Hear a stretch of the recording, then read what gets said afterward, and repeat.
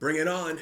This is the daily Landsblog for the 8th of April 2019. And when I say bring it on, I mean a good scrap is what I like a good scrap. And when I say good scrap, I mean a good debate because I believe that debate is kind of like offering up choices to people. You can hear a couple of sides presented and you can hear the arguments on either side and then you can decide.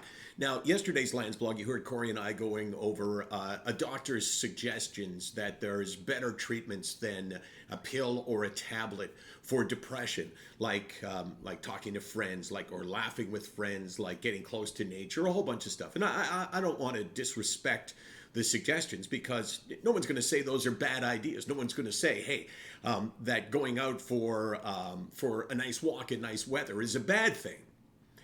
But the question is it does that hurt people who are suffering and struggling with the idea that maybe their illness is somehow self-inflicted, that maybe this is a personal weakness? And when you hear things like that, you start to doubt yourself. So I think it's really damaging. And I said exactly that on a tweet. And then a doctor, a Canadian doctor, said, if you're looking at, well, his point was when I said you can't quantify depression, you can't measure depression, you can't prove it. He said that's not true. We actually have these questionnaires that we ask people, questions that they give, and they give us answers, and we measure those answers, and then we come up with a number of your depression rating.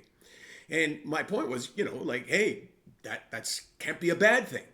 But for those that believe that mental illness is somehow created within our own minds, which is somehow self-inflicted, if you tell them, hey, my depression number, hey, I got the card right here, my depression number is 85, they'll say, well, where'd you come up with that number? Is it a blood test? What is it? And you go, well, no, this is like an answer that I gave to questions. They'll go, well, it's your answers. So how does that change anything? You just put a number to it. So I still believe and still stand by the idea that we can't quantify this, we can't prove this to someone who's skeptical. And the worst kind of skepticism is when we embrace the skepticism, when the sufferer is skeptical about the veracity of their own illness. So yeah, let's keep the debate going. If you think I'm wrong, let me know. If you think I'm right, don't better bother letting me know. But if you think I'm wrong, love to hear. SickNotWeak.com, 24 hours a day, 364 days a year. We're here because somebody needs to say this shit.